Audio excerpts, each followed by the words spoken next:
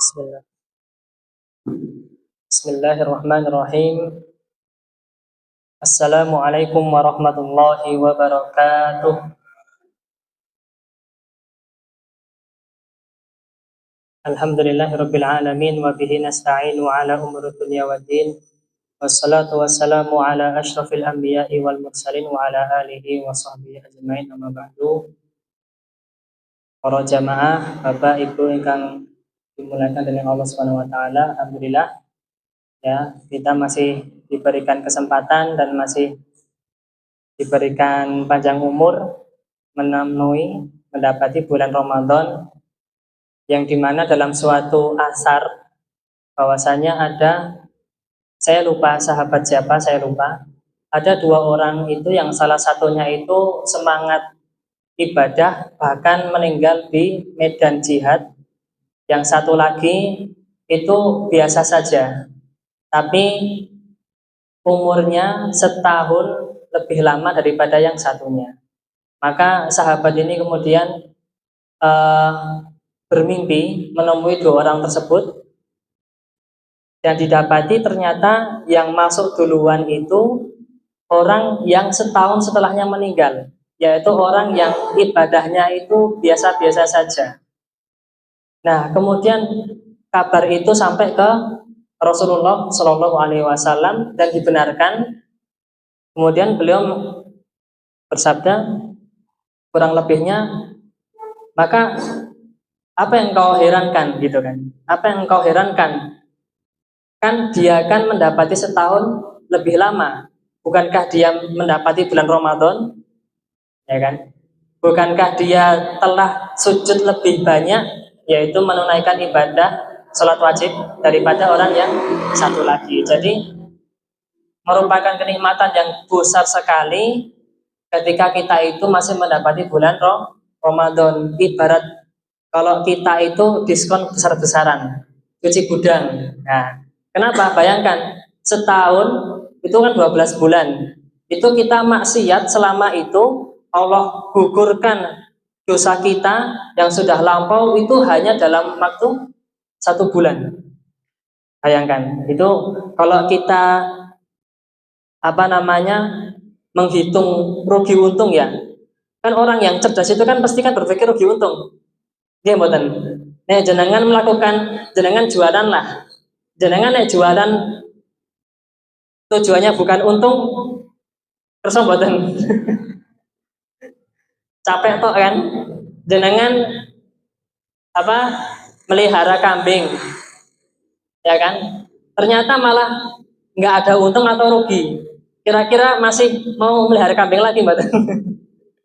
Jadi kan secara dunia saja loh Pak, dunia yang sebentar ini saja, itu kita mati-matian, ya kan? Kita berpikir mati-matian untuk rugi, ya betul, ya kan? Itu kita mati-matian, padahal dunia itu hanya sementara, loh. Maka akhirat yang kekal abadi itu, yang pilihannya cuma dua Pak, kita itu entah nanti masuk surga atau masuk neraka, nggak ada pilihan ketiga, nggak ada. Itu maka harusnya lebih diperhatikan gitu. Kalau masuk surga, Allahumma amin, itu selama-lamanya. Kalau masuk neraka, naudzubillah, itu juga selama-lamanya. Oke. Usikum nafsi taqwa. Oke. Kita insya Allah lanjut ya. Ini pembahasan yang sudah kita mulai, yaitu fikih puasa. Maka nanti insya Allah akan terus berlanjut sampai nanti Ramadan. Nanti setelah kita fikih puasa, kita bahas tentang iktikaf yang insya Allah akan diadakan di masjid ini. Bagaimana hukum-hukumnya, ketentuan-ketentuannya, sama nanti terkait bab zakat fitrah. Ya. Dan ini kalau misalkan sore ini saya kok sepertinya nggak sampai selesai. Maksudnya itu karena banyak pembahasan ini kan banyak. Kayaknya nggak sampai selesai. Maka kemungkinan nanti saya akan lanjut itu, saya akan tambah jam di kuliah subuh. Nah, insya Allah kan 15 hari akhir itu insya Allah saya di sini ya. Jadi kalau misalkan nanti berkenan saya mengisi, insya Allah saya isi terkait fikih puasa. Nah, ini sebelumnya untuk ibu-ibu ya, untuk eh, kita himbau untuk ibu-ibu yang menulis untuk kedepannya nanti pakai huruf tebal ya, huruf tebal semua, karena kalau tulisannya Latin gini kecil-kecil saya susah bacanya. Ya, ya untuk ibu-ibu nanti tulisannya diperbesar. Kalau bapak-bapak kan sudah disediakan mic nanti, ya itu sudah ada mic. Ada yang tanya langsung saja. Oke. Nah, ini ada yang bertanya. Kemudian untuk pertanyaan, harapannya panjenengan fokus pada pembahasan bab yang lagi kita bahas ya. Karena kalau jenengan nanya belum dibahas, itu nanti agak ini waktunya kan apa tambah sempit dan pembahasan itu juga nanti akan terulang lagi. Tapi ya nggak apa-apa. Kalaupun ini saya tampung dulu nih kayaknya nih.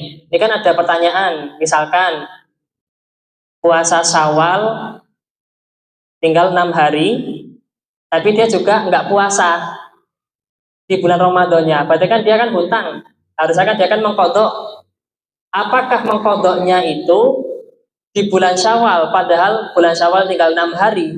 Kalau dikodok di 6 hari, maka kan nanti kan kelewat Syawalnya, ya kan? Kalau mengkodok sehari, berarti Syawalnya kan cuma dapat lima hari. Berarti kan nggak dapat fadilah hadis, ya kan? Sebagaimana dalam hadis itu kan, barang siapa yang puasa Ramadan full diikuti dengan 6 hari setelahnya, maka seakan-akan seperti puasa setahun full. Nah, ya nggak apa saya jawab. Nanti dilihat kalau misalnya memang ini berbeda pendapat ulama. Ada yang berpendapat kan hadisnya kan barang siapa yang berpuasa Ramadan, ya kan? Berarti kalau dia hutang di bulan Ramadan, seakan-akan dia belum sempurna melaksanakan ibadah puasa Ramadan. Maka lebih baik dia itu dikodok dulu, baru nanti dia puasa Syawal. Tapi ada yang mengatakan nggak apa-apa, karena mepet banget nih tinggal 6 hari. Maka nggak apa-apa, kodoknya nanti dulu, puasa Syawal dulu genapi 6 hari, baru nanti dikodok setelah bulan Syawal. Itu nggak apa-apa. Tapi kalau saya lebih cenderung, kalau misalkan mepet ya, jadi kan kita kan bisa lihat, Pak, ngukur. Kita tuh nggak puasa itu karena apa sih? Karena adakah udur atau kita nyepelek ke? Nyepelek kan banyak macamnya, ya kan? Banyak macamnya, sengaja nggak puasa. Atau puasa tapi sengaja melakukan aktivitas yang membatalkan puasa. Banyak. Nah, itu kalau nggak ada udur, ini harus segera dikodok. Tapi kalau jenengan ada udur, misalkan untuk bagi perempuan mungkin haid, untuk laki-laki mungkin sakitnya parah, nggak apa-apa. Kodoknya kalau dia batal karena sesuatu yang udur syar'i, maka di kodoknya itu tidak harus segera. Saya ulangin, kalau jenengan batal puasa itu dibagi. Jenengan batalnya itu karena udur syar'i atau bukan. Kalau bukan karena udur syar'i, maka harus segera dikodok. Kenapa? Kalau jenengan itu mengundur-undur, itu tambah dosa. Tapi kalau jenengan ada udur syar'i, maka tidak harus langsung dikodok. Boleh kapan saja panjenengan ketika mampu untuk mengganti. Sekali lagi ini pembahasan fikih ya, mungkin nggak banyak di sini, karena kalau kebanyakan di sini kan ngajinya kan ngaji biasa. Tapi kalau ini agak mikir Pak, agak mikir. Jadi mohon pemakluman dan mungkin perlu ditulis sebenarnya kalau bagi yang ingin tahu betul detail nggak apa-apa ya ditulis, nanti bisa langsung japri ke saya kalau ada pertanyaan-pertanyaan tentang fikih. Oke. Kemarin juga kita sampaikan kalau puasa tapi nggak sholat, sah nggak puasanya? Sah. Sesat apa sah? Nah, itu dirinci sebenarnya. Kalau makanya fikih itu mesti dirinci, mesti. Kenapa? Karena untuk kehati-hatian ini masalah sah tidaknya ini kan butuh detail. Nggak bisa kita asal sembarang hukum. Nah, gini kita rinci. Kalau nggak sholatnya itu karena males. Jadi kan dia kan mengakui bahwasanya sholat itu wajib. Nah, itu maka tetap dihukumi sah. Ya, kapan dia itu nggak sah? Kalau sholat, ini ada orang ini nggak sholat, dengan tanya, "Kowe ngopo ora sholat?" Jawabannya apa? Aku ora percaya ngono-ngono ki. Buktinya aku wis sholat setahun, selama ini aku wis sholat yang ora kaya-kaya, nggak kaya-kaya. Berarti kan dia kan menentang syariat. Nah, menentang syariat itu masuk dalam syarat atau masuk dalam pembahasan murtad. Orang murtad itu kapan? Ada tiga. Kapan orang dihukumi murtad? Kalau ketika dibilang, diingetin syariat, dia itu mengolok-olok, dia murtad langsung. Berarti kalau murtad, konsekuensinya ibadahnya itu batal otomatis, langsung batal. Puasa langsung batal. Pertama mengolok-olok, yang kedua menentang, salah percaya aku, gitu. Ditanya masih Islam, aku masih Islam dia ditanya. Tapi ketika diingatkan nentang, dia langsung murtad. Otomatis puasanya nggak sah, sholatnya nggak sah dan sebagainya, semua nggak sah. Yang ketiga, kalau dia meyakini bahwa sholat itu tidak wajib, ya ngolok-ngolok, nentang, dia meyakini kalau memang itu ya nggak wajib, nah ini langsung otomatis murtad. Jadi jenengan kalau melihat ada orang yang menyelisihi syariat, jangan langsung dihukumi, jangan. Tapi jenengan samperin, jenengan ingetin. Nah, kalau udah diingetin, lihat responnya seperti apa. Kalau responnya termasuk di antara salah satu dari tiga ini, maka dia otomatis murtad. Misalkan di konten, kan sekarang kan sudah zamannya konten. Ada yang misalkan kontennya itu bau-bau kesyirikan. Misalkan dia kontennya itu nginjek Al-Quran. Nah ini nggak bisa dihukumi langsung murtad, nggak bisa. Karena bisa jadi nggak sengaja, ya kan? Atau dia memang nggak tahu, ikut-ikut aja tren. Nah makanya perlu didatengin, perlu perlu ditabayunkan. Kamu kenapa melakukan ini? Misalkan masuk, wah Al-Quran itu bukan kitab suci, berarti kan masuk mengolok-olok, dia otomatis murtad. Kalau dalam negara Islam yang sah, yang dimana negara itu berpegang teguh dengan syariat Islam, maka hakim ini boleh untuk membunuh murtad ini. Kalau nggak mau diajak tobat, kalau dia nggak tobat, maka hakim boleh membunuhnya. Tapi tadi konsekuensinya kalau syaratnya negara itu harus komitmen dengan hukum-hukum Islam. Sedangkan negara kita ini kan negara demokrasi. Landasan hukumnya apa? Undang-undang, gitu. Betul nggih? Nah, tapi kalau misalkan negara kita kan nggak bisa, terus gimana dong? Ya sudah, berarti ketika kita menghadapi orang yang murtad tadi, yang mengolok-olok, menentang, dan juga meyakini nggak wajib, maka kita harus membatasi interaksi. Kenapa? Karena secara otomatis ketika dia murtad, maka harta dia itu sudah bukan milik dia, itu milik negara, milik Baitul Mal. Jadi semua interaksi itu nggak sah, gitu. Karena dia sejatinya tidak memiliki harta. Jadi ini hati-hati Pak, kalau jenengan misalkan negara kita kan nggak negara Islam misalkan, ya kan susah untuk komitmen dengan negara Islam, ya kan koruptor merajalela, ya kan. Nah ini berarti gimana? Ya udah, berarti kita hati-hati kalau interaksi dengan orang yang murtad, kita hati-hati, ya. Tadi muamalahnya nanti nggak sah dan yang lainnya. Misalkan kalau suami istri, suaminya murtad langsung, maka sudah langsung otomatis cerai. Kalau murtad, maka ketika misalkan ketika ada berhubungan, maka nanti hukumnya tidak lagi halal. Ya, jadi murtad ini memang harus diwaspadai Pak.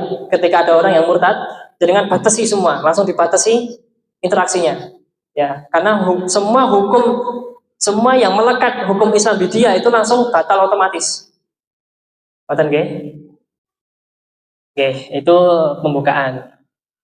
Tadi nggih untuk puasa tadi yang satu ini saya kurang jelas ini tulisannya. Nanti bisa ditulis lagi ya, untuk ibu-ibu yang mau tanya lagi bisa pakai tulisan kapital. Oke, ini santai saja ya. Santai saja itu berarti ada urusan, monggo binara jenengan mau izin nggak apa-apa.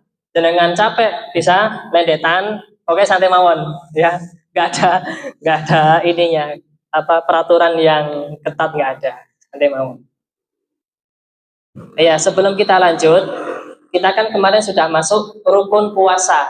Nah, sebelum kita melanjutkan, saya ralat dulu ya. Saya ralat karena ini saya juga masih belajar. Puasa wajib itu kan ada beberapa ya. Ada Ramadan, ada yang qadha, ada yang kafaroh, ada yang puasa di haji dan umroh yang dimana tidak bisa menyembelih kambing ya, dan itu ada di haji Qiron sama tamatu. Kemudian ada puasa istisqa, puasa minta hujan itu wajib nanti kan sebelum sholat kan puasa dulu, itu wajib nanti kalau pemerintah memberikan komando, dan puasa nadar. Nah, puasa kafaroh itu ada kafaroh dihar. Dihar itu tadi ya, seorang suami menyamakan istri itu seperti ibunya. Seakan-akan memang sudah tidak mau menggaulinya. Nah, ini kan memberikan sakit hati kepada istri. Nah, ini kan haram hukumnya. Maka kalau dia mau mentobat, maka dia harus puasa 2 bulan berturut-turut. Ya, kalau nggak bisa, berikan 60 orang miskin. Yang kedua, itu kalau membunuh. Nah, membunuh kemarin saya sampaikan membunuh hewan ya. Enggak, padahal bukan itu. Membunuh